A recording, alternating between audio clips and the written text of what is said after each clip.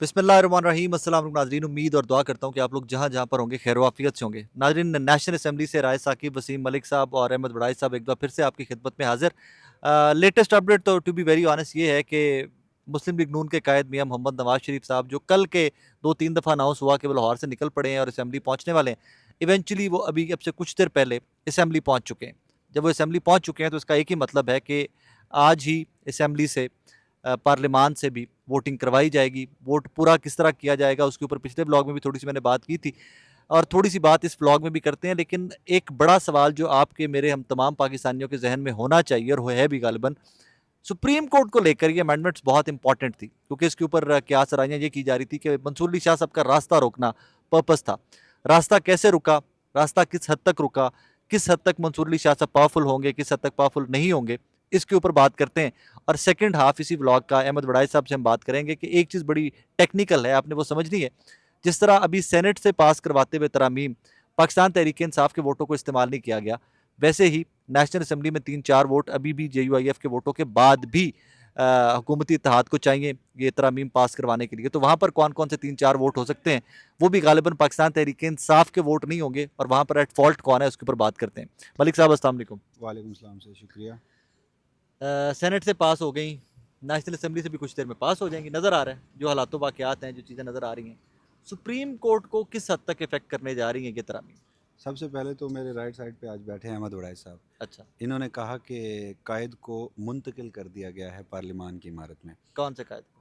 दिलों कायद के कायद? मियां मोहम्मद नवाज शरीफ ओके। को आपने कहा कि मुंतकिल। पहुंच गए हैं, तो अब मुझे कोई दरमियानी रास्ता निकालना पड़ेगा।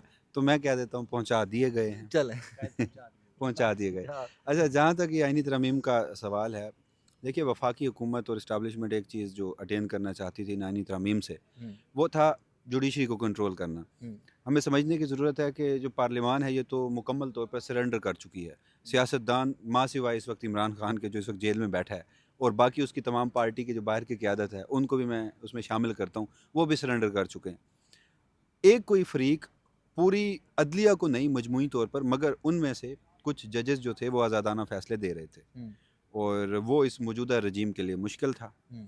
तो उसका एक और मरहला आज कामयाबी से अबूर कर लिया गया है। अब जो आपकी जुडिशरी है, हाई कोर्ट से मुश्किल लेकर तरीन मरहला लेकिन अबूर कर लिया। अबूर कर लिया गया, और आपकी आला अदलिया डिस्ट्रिक्ट कोर्ट से तो खैर इन लोगों को ऐसा सच मसाइल ज़्यादा होते नहीं हैं। हाई कोर्ट और फिर सुप्रीम कोर्ट, उन्हें मैनेज करना मकसूद था। अब वो दोनों आपके पार्लियामान के कंट्रोल में आ चुके हैं। यानी वो ट्राइकोटमी ऑफ पावर, वो एक बुनियादी ईंट थी जिसके ऊपर आपने दस्तूर की इमारत कायम की थी कि एक इदारा दूसरे इदारे के, या एक सतून दूसरे सतून के अख्तियारात में इंक्रोच नहीं करेगा। तो अब बड़ी ही खूबसूरती से वो पार्लियामेंट जो सरेंडर कर चुकी है इस्टेब्लिशमेंट के सामने, उन दोनों ने मिलकर जुडिशरी को इंक्रोच कर लिया है। तो किया कैसे है वो मैं आपको बता देता हूँ। इतलात अब तक ये आई हैं जो आज के रोज़ मुसवदा सेनेट से मंजूर हो चुका। गालिबन जब ऑडियंस देख रहे हो तो मुमकिन तौर पर नेशनल पार्लियामेंट असेंबली से में भी हो चुका है। मंजूर हो चुका होगा। तो ये जो अब आइनी तरमीम आइन का हिस्सा बना दी गई हैं, इसमें इतलात के मुताबिक, इतलात वो मैं उस पर आता हूँ, लेकिन उससे कबल जजेस का पैनल बना दिया गया। सुप्रीम कोर्ट के चीफ जस्टिस के लिए 3 जजेस, और कमेटी जो है वो पार्लियामेंट की, वो उसको इंडोर्स करेगी किसी एक नाम को, और उसके बाद आईनी अदालत की बजाय आईनी बेंच बना दिया गया है। सीनियोरिटी वाली कहानी खत्म। सीनियरिटी कहानी ख़त्म। तो ये दो जो बड़ी डेवलपमेंट्स हैं, ये बराह रास्त आला अदलिया से मुताल्लिक हैं, हाई कोर्ट और सुप्रीम कोर्ट से मुताल्लिक। अब इसमें जो सबसे अहम तरीन बात वो ये भी है कि 3 जजेस के पैनल में इतलात ये भी हैं कि कोई पसे पर्दा डील हुई जिसमें जस्टिस मंसूर अली शाह को तो सुप्रीम कोर्ट का चीफ जस्टिस रखा बनाया जाएगा। जाएगा, हाँ। मगर जो आईनी अदालत है उसका जो सरबराह बनाया जाएगा वो जस्टिस याई आफरीदी को इतलात के मुताबिक और बनाया अगर वो जाएगा। नहीं बनेंगे तो अमीनुद्दीन खान साहब। अमीनुद्दीन खान साहब को बनाया जाएगा। लेकिन अब मेरा नहीं ख्याल कि जस्टिस मंसूर अगर चीफ जस्टिस हों और ये पूरी जुडिशरी किसी नए एडवेंचर के मूड में नहीं है, तो justice Mansoor Ali Shah chief justice Pakistan बेअख्तियार और जस्टिस याही आफरीदी को अब आईनी अदालत का सरबराह बनने में मेरा नहीं ख्याल कि कोई मुश्किल होगी या इस पर कोई इख्तलाफ मुकम्मल करेगा। बाख्तियार। वो मुकम्मल बाख्तियार। तो सुप्रीम कोर्ट में अब एक चीफ जस्टिस पाकिस्तान होगा और एक दूसरा जज होगा जो उससे ज़्यादा बाख्तियार होगा, तो जिसे प्रिजाइडिंग जज का नाम दिया गया है। वारदात ये डाली गई है, 3 रुकनी पैनल को एक लम्हे के लिए साइड पे रख दीजिए कि आगे भी इस मुल्क में चीफ जस्टिस पाकिस्तान सिर्फ अपने नाम के साथ यही लगवाने के लिए शायद अब जजेस जो हैं वो लॉबिंग करेंगे। जजेस जो हैं वो हुकूमत के लिए अपने जो अख्तियारात हैं वो इस्तेमाल करेंगे।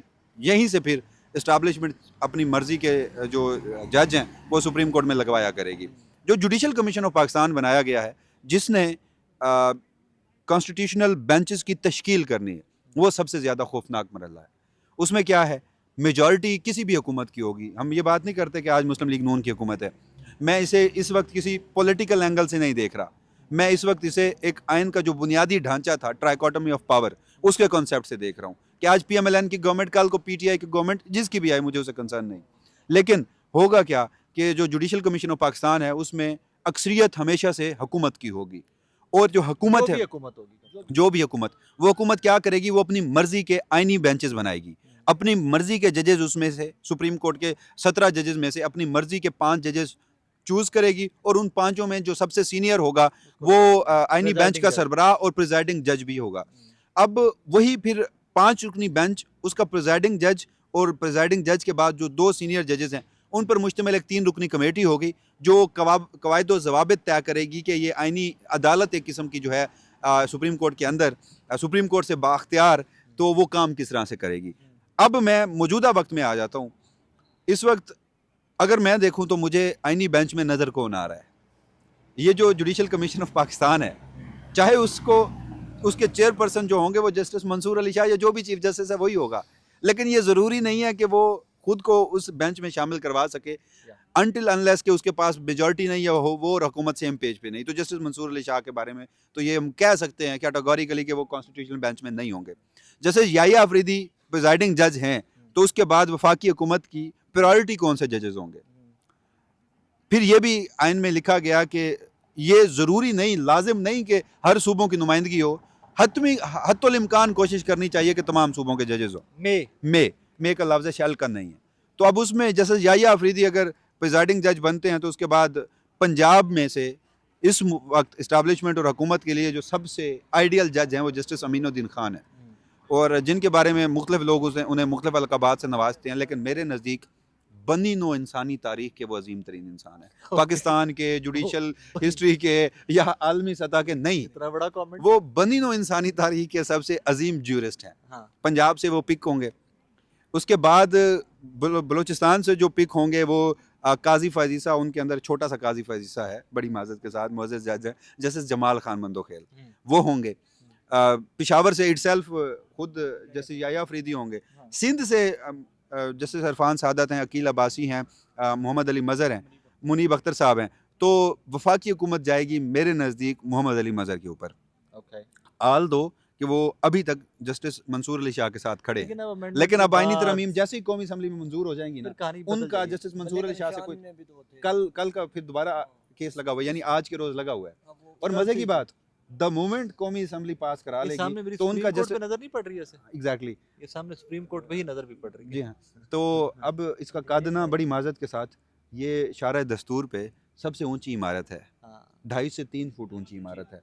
अब इसका कद यहीं से अभी से हमें छोटा नजर आने लग गया है। तो ये एक बतौर पाकिस्तानी या बतौर कोर्ट रिपोर्टर मेरे लिए बड़ी people can not understand, may be के हम नास नहीं समझ सकेंगे आज, लेकिन मेरे लिए एक बड़े अफसोस की बात इसलिए है कि यार ट्राइकोटमी ऑफ पावर है ना, आप यहाँ पर भाषण भेजते हैं, पार्लियामान सुप्रीम है, पार्लियामान का जो कायद होता है या पार्लियामान को जो उस वक्त हेड कर रहा होता है, चीफ एग्जीक्यूटिव होता है, वज़ीर आज़म होता है, उसे जुडिशरी लगाती है, उसे आप खुद लगाते हैं। तो अगलों को भी तो एक आइन में तरीकाकार दिया गया था, बनाते देते, वजह सिर्फ ये, मकसद सिर्फ ये कि जुडिशरी इस्टेब्लिशमेंट के हाथ नहीं आ रही थी कुछ जजेस उनमें से। तो इस सारे मामले में वो जो 5 रुकनी आइनी बेंच बनेगा ना, वो आपके हाई कोर्ट से छड्डो मोटी मोटी गल लोगों को समझाइए, 6 जड़ा केस कितने गया, वो 5 रुकनी आइनी बेंच के पास क्या बनेगा, वो वही उसमें सूरत हाल होगी कि एज सच कोई एडवेंचर करने की ज़रूरत नहीं थी इन जजेस को, और इन जजेस को खुद से प्रेशर जो है बर्दाश्त करना चाहिए, कोई बात नहीं, गुजर जाए, इन जजेस को खुद से प्रेशर बर्दाश्त करना चाहिए। विक्टिम ब्लेमिंग होगी, विक्टिम ब्लेमिंग होगी। हो सकता है अमीनुद्दीन साहब कहें कि ये जज ही ठीक नहीं है, इनको निकाल दें।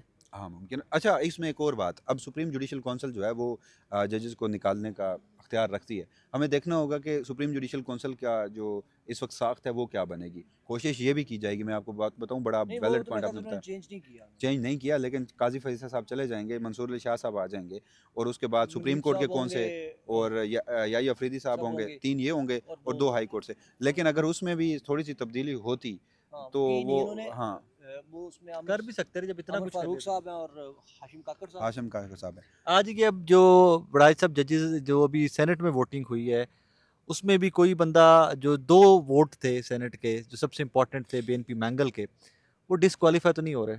अब नहीं, क्यों नहीं हो रहे वो लोगों को ज़रा बता दें, कि ये ज़रा समझिएगा कि लोगों को बहुत सारी गलतफ़हमियाँ थी कि शायद अख्तर मैंगल साहब लिख सकते हैं। क्वेश्चन भी हो रहा है। जी, ये अख्तर मैंगल साहब से जर्नलिस्ट ने क्वेश्चन भी किया था कि क्या आप खत लिखेंगे इस पे? 63A का जो है उसके तहत रेफरेंस भेजेंगे इलेक्शन कमीशन को।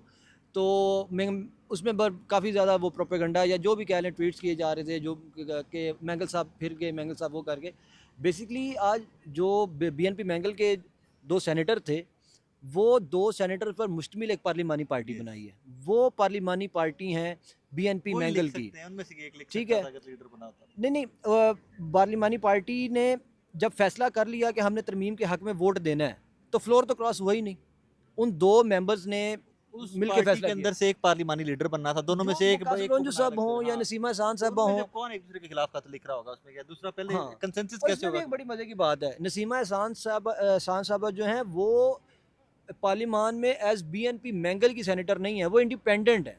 बीएनपी मैंगल का जो ऑफिशियल सेनेटर है as per the record of senate of वो पाकिस्तान, रांझू साहब है। वो सिर्फ कासिम रांझू साहब है। और रांझू साहब के भी कहते हैं कि जनाब रोंजू साहब, हाँ, रोंजू साहब। रोंजू साहब ने भी वोट किया है, करवाया नहीं गया, वो कहानी एक अलग से, अब हम क्या उसमें और रोंजू इल्ज़ामात साहब हैं। अकेले हैं, वो अकेले ही पार्लिमानी पार्टी हैं। हाँ, अकेले ही। उन्होंने खुद ही फैसला उन्हें करना है। अपने खिलाफ लिखना है उन्होंने खत। अपने खिलाफ, उन्होंने जब अगर फ्लोर क्रॉस नहीं किया तो अख्तर मैंगल साहब किसके खिलाफ खत लिखेंगे? अब मेरे ये खिलाफ तो लिख नहीं सकते कि और सेकंडली यही नेशनल असेंबली में भी जो 8 अरकान ने नेशनल असेंबली आज़ाद हैं, परसेप्शन ये है हमारी अभी तक, क्योंकि अभी वोटिंग हुई नहीं है, उन्हीं 8 में से 4 को उठा लिया जाएगा। 3 या मतलब 4 उठा के उनसे वोट कराया जो जाएगा। 3-4 चाहिए होंगे वो 8 लोग जो आज़ाद हैं तहरीक इंसाफ की गलतियों की वजह से। हाँ, इसके उसमें ऊपर हम तो यार शोर मचाते हैं सारे हाँ, के, उसमें काम किसी लोग और का काम। कोई इल्ज़ाम नहीं है या किसी का कोई कसूर नहीं है। वो 8 लोग सिर्फ तहरीक इंसाफ की गलती की वजह से आज़ाद रह गए मुमकिनात हुए में हैं। से कौन-कौन हो सकते हैं? खिच्ची साहब हो सकते हैं। उसमें 8 लोग हैं, उमर अयूब साहब, बैरिस्टर गौहर और अली असगर खान तो वोट देते नहीं हैं। हाँ, ये तो 3 ये 3 देते नहीं हैं। रियाज फ़तेह आना साहब का अभी तक यही है कि वो पाकिस्तान से बाहर पाकिस्तान से बाहर हैं। हैं। हाँ, और बाकी जो 4-5 लोग हैं 4 उसमें वोट ही चाहिए। 4, 3 या 4, वो अभी देखते हैं कि अगर वो काफ लीग वाले चौधरी इलियास गुजरात वाले आ गए तो फिर 3, अगर वो ना आए तो फिर 4। तो तो 4 मुमकिनात में से खिच्ची साहब हो सकते हैं। बाकी बचते हैं जो है वो देख लें। औरंगजेब खिची कुरैशी साहब साहब हैं, हो सकते हैं। ज़हूर कुरैशी साहब हैं, मुबारक ज़ेब खान हैं हाँ, और चौधरी उस्मान हैं साहिवाल वाले। ये 4 लोग हैं और एक ब्रिगेडियर असलम घुमन साहब हैं। लेकिन घुमन साहब के कुछ करीबी अच्छा, लोग कह मेरी रहे थे कि नहीं परसेप्शन वोट ये देंगे। है, मेरी परसेप्शन ये है कि घुमन साहब को शायद स्पेयर कर दिया गया, जैसे डॉक्टर जरका का वोट नहीं लिया गया या मतलब नहीं आया, लाया गया उनको, दूसरे सेनेटर साहब का नहीं लाया गया, तो आई थिंक घुमन साहब को भी एट दिस मोमेंट में भी स्पेयर कर दिया जाए। घुमन साहब की तरक्कियाँ भी रुकी हुई हैं। अच्छा, will not get into that. कहानी यहाँ पे एक चीज़ अंडरस्टैंड ज़रूर कीजिएगा कि हमारे बहुत सारे दोस्तों में कल से हम जैन कुरैशी साहब हो गए, ये वो एंड ऑल दैट, वो थोड़ा सा ओवर द एज चला गया था, क्योंकि हालातों वाक़यात JUIF पे फंसे हुए थे। जैसे JUIF के ऊपर वो क्लैरिटी आई है, तो आज तक लोग क्लैरिफिकेशनें देते फिर रहे हैं। मैं जैन कुरैशी साहब की बात नहीं कर रहा, मैं कुछ और। जी जी, आज दिन को किसी बंदे ने कहा कि डॉक्टर अजीमुद्दीन ज़ायद लखवी साहब जो हैं कसूर तो वाले, ज़रा ज़रूर बताइएगा। मैं डॉक्टर अजीमुद्दीन ज़ायद लखवी साहब जो हैं वो वोट वोट देने देंगे, जा नेशनल असम्बली में आ रहे हैं वोट देने। मुफ्ती इत्तेहाद को वोट। तो मैंने तहरीक इंसाफ के किसी एक रुकन को कांटेक्ट किया कि मैं कहा ये डॉक्टर लखवी साहब के बारे में सुन रहा है कि वो वोट देने जा रहे हैं। तो उन्होंने मुझे आगे से कहा कि बात मैं कर लो आपकी मुझे। बात करा देता हूँ डॉक्टर लखवी साहब के साथ, हम दोनों तो स्वाद में बैठे हुए हैं, और आप पूछ लें, इन्हीं से पूछ तो लें। आप इनसे ही पूछ लें। ये सूरत हाल बनी हुई थी सोशल मीडिया पे या जो भी हाँ, आपके उसमें आके थोड़ा सा एक्टिविज्म भी हुआ है, लेकिन पैनिक की और केओस की सिचुएशन थी। इसमें आके ऑब्वियसली फिर एक्टिविज्म भी होता है, इसमें गलत खबरें भी निकलती हैं और गलत खबरें बहुत जल्दी निकलती हैं और बहुत आगे तक चली जाती हैं। इस तरह बहुत सारी गलत खबरें भी निकली हैं, लेकिन यहाँ पर आकर जो सूरत हाल देखी है, plan A, plan B, plan C, even plan D execution में था कि अगर फलाना वोट नहीं करता तो फलां, फलां नहीं करता तो फलां, फलां नहीं करता तो फलां। यहाँ तक एक और चीज़ मैं आपको बता दूं, आई थिंक ईसा भाई वाला व्लॉग अपलोड हो गया होगा, क्योंकि ईसा नकवी साहब की खबर थी। मैं उनको कोट करूंगा कि पहले उनका राइट है वो अपनी खबर खुद से ब्रेक करें, उसके बाद हम इस पर काम करें। ईसा नकवी साहब के बकौल कल उनकी यहाँ पे किसी पार्लियामेंटेरियन से, एक बड़े सीनियर पार्लियामेंटेरियन ने PMLN के, कल उनकी यहाँ पे इस टाइम के ऊपर रात के 11-12 बजे के करीब बात हुई थी। तो उनसे पूछा गया कि जनाब कल आप तहरीक इंसाफ के सेनेटर से वोट करवाएंगे या BNP मैंगल के, तो उसके ऊपर जवाब उनको ये दिया गया था ईसा नकवी साहब को उस PMLN के सीनियर पॉलिटिशियन की जानिब से। उन्होंने कहा जनाब वो सुबह के आके ऊपर बैठे हुए तहरीक इंसाफ के सेनेटर्स भी ऊपर, वो सुबह से आके अगर ऊपर बैठे हुए हैं और अगर उनको आज भी लगता है कि उनके ऊपर कोई प्रेशर है तो वो ना वोट करें, ना सुबह के आके बैठे ऊपर। सो चीज़ें वो नहीं थी जो नज़र आ रही थी, और वो भी जो नज़र आ रही थी वो भी नहीं थी। अजीब सी एक खिचड़ी पकी हुई थी और इवेंचुअली वो खिचड़ी पकी हुई थी। इसीलिए मैं कह रहा था कि ये बड़ा कॉम्प्लिकेटेड सिचुएशन है गवर्नमेंट के लिए। लेकिन आज इवेंचुअली गवर्नमेंट ने बहुत गेन किया इसमें आके, जो उनके अहदाफ थे मलिक साहब, जो अहदाफ थे सारे उन्होंने अचीव कर लिए आज। अहदाफ उस हद तक अचीव नहीं किए गए। देखिए कुछ लोग ये कह रहे हैं कि मिलिट्री जी कोर्ट्स वाले ने कुछ भी कुछ achieve लोग किया। ये कह रहे हैं कि वो जो पहला मुसवदा सामने आया था वो सिर्फ ये था कि जान से मारने की धमकी देकर बुखार पे राज़ी करना। मैं ये नहीं समझता। ये रजीम जिस हद तक गई हुई है, तो अब जो आप आइनी मुकदमात की बात कर रहे थे, अब वो आइनी मुकदमा ये हो कि जो रिव्यू है हाँ, वो नहीं लगाया गया। काजी फैसल साहब ने पहले कोशिश की जुलाई में, हाँ, फिर अब आखिरी दिनों में लगा सकते थे, नहीं लगाया। अब वो रिव्यू आइनी बेंच सुने हाँ, और वो रिव्यू सुन के वो फैसला अंडू कर दे, क्योंकि उसमें मेजॉरिटी जजेस वो हैं। हाँ। बल्कि मेजॉरिटी का तमाम जजेस आइनी ये बेंच में वही होंगे। डेवलपिंग स्टोरी है जो ये। आइनी बेंच में वो होंगे हाँ। जो पीटीआई को मखसूस नशीसें देने वाले 8 जजेस नहीं हैं। आप ये कह रहे हैं कि सुप्रीम कोर्ट में बहुत शुगर लगने वाला है लगेगा। डेवलपिंग अच्छा, स्टोरी उससे है क्या हो, ये। उससे क्या हो, वो मखसूस नशीसें वापस हुक्मरान इत्तेहाद को मिल जाएं और वो 2/3 और उससे फिर सेनेट के वोट भी हों, उससे पीएमएलएन की 2 से 3 नशीसें भी बढ़ जाएं। चार चार चार केपी से चार चार तो मजीद 1-2 सेनेटर चाहिए होंगे, तो फिर अगली आइनी तरमीम में ना तो मौलाना फजलुर रहमान की जरूरत पड़ेगी, ना पीटीआई की जरूरत पड़ेगी, और उसमें आप फिर फौजी अदालतें भी बना लें और आप काजी फैसल साहब मुमकिन तौर पर आप तब भी काजी फैसल साहब को वापस ला सकते हैं। फैक्चुअली अंडर डिस्कशन है, सीरियस हलकों में अंडर डिस्कशन है कि जो मुसवदा पहला आया था उसने वापस आना है, फेज वाइज वापस आना है। आज कुछ होगी तरामीम, कुछ इन डेज टू कम। अगर ये सब सूरत हाल है ना, मैं सिर्फ आखिर में माजरत के साथ एक कमेंट करूंगा। देखिए मुख्तलिफ हवाले से बात ये की जाती है कि जी जजेस जो हैं वो 8 जजेस सुप्रीम कोर्ट के वो क्या कर रहे हैं, वो सो रहे हैं। वो एडवेंचरस जजेस नहीं है। उन्होंने मैक्सिमम जो किया अपने 12 जुलाई के, डांग थोड़ी मारी लेकिन एक 12 जुलाई के फैसले पर उन्होंने बार बार वजाहतें भी जारी की और उनकी टाइमिंग भी बड़ी मैटर करती थी, यानी वो कीनली सब चीज़ें देख रहे हैं। अब मैं ये समझता हूँ कि इस आइनी तरमीम के बाद सुप्रीम कोर्ट के जजेस को चाहिए, जो इंडिपेंडेंट जजेस हैं, बजाय इसके कि इस निज़ाम में मज़ीद खुद को गंदा करें, इस्तीफ़ा दें, घर जाएं। 2 साल बाद दबा के प्रैक्टिस करें चैम्बर चलाएं, करोड़ों रुपए कमाएं।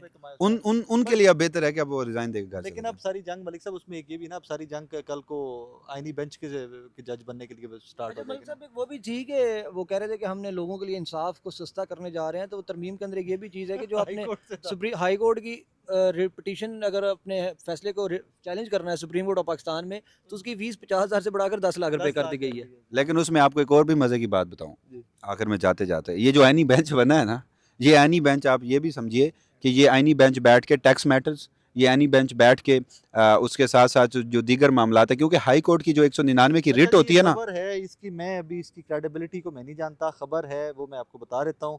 आइनी तरामीम में पीटीआई के आज़ाद अरकान, जिनमें औरंगजेब खान खिची जिसकी हम बात कर रहे थे, मोहम्मद इलियास साहब, ब्रिगेडियर असलम घुम्मन साहब, ज़हूर कुरैशी साहब, मुबारक ज़ेब खान साहब, 5 के 5 नाम पांच जो वही हमने लोग डिस्कस जी किए, जो वो 5 के 5 नाम चौथे फ्लोर पर मौजूद हैं। इनके लिए जगह का बंदोबस्त कर दिया गया और कौमी असम्बली में वोट देते वक्त भी अलग जगह पर अच्छा बैठेंगे। इसमें मैं फिर ये ज़राए की खबर है, मैं असम्बली के बाहर बैठा हूँ, बिल्कुल असम्बली के बाहर बैठे में इसकी कॉन्फर्मेशन नहीं, लेकिन खबर ये चल रही है। मुबारक ज़ेब साहब जो हैं उनका एक बहुत बड़ा मुतालबा था वैसे जब ये लास्ट टाइम 14 सितंबर वाली यानी तरमीम की कोशिश की गई कि मेरे वो जो मुतालबात माने जाएं। मुतालबात माने जाए और बाजोड़ कॉलेज को रेहान ज़ेब शहीद के नाम से किया जाए, वो केपी गवर्नमेंट ने उनके सारे मुतालबात भी तस्लीम कर लिए थे, इसके बावजूद वो खबर के मुताबिक चौथे फ्लोर पर बैठे। केपी वाले मिल लेंगे आपने। हाँ। हाँ, वो केपी वाले मिल लेंगे सारे। मतलब जो पंजाबी हमारे 3-4 जिसमें नाम आ रहे हैं, यहाँ पे क्या होना है क्या नहीं होना मुझे नहीं पता। छोटी मोटी एजिटेशन तहरीक इंसाफ करेगी। आपको याद है पहले भी जब उनके वोट मेंबरान लौटे हुए थे तो उनके घरों के बाहर लोटे लटकाए गए, ऑल दैट। बट उससे डेमोक्रेसी ने क्या गेन किया, सवाल ये है। जाते जाते एक जुमला डरते डरते कहने की इजाज़त दीजिएगा। आज जो कुछ यहाँ पे हो रहा है, इसके मेन कैरेक्टर्स या मेन रिस्पॉन्सिबल कैरेक्टर्स हैं, उनमें से ये 7 वाली जो बिल्डिंग है ना, काजी फाइसा साहब, ना 63A का फैसला रिवर्स हुआ होता, ना मौलाना फजलुर रहमान साहब को ये थ्रेट होता, जो आज थ्रेट था आपको पता है, कामरान मुर्तज़ा साहब ने जो बताया घर के बाहर। उन्होंने कहा जी सियासी फैसले अपनी जगह के ऊपर, लेकिन हुकूमत ने तय कर लिया हुआ कि हम उनके साथ नहीं भी जाते तो पुराना मुसवदा जो है वही तरामीम आ जाएंगी। सो मौलाना साहब को भी जल्दी में फैसला करना पड़ा, मौलाना साहब को भी जाना पड़ा हुकूमत के साथ at this point. Whatever is happening, we are trying to update you from assembly.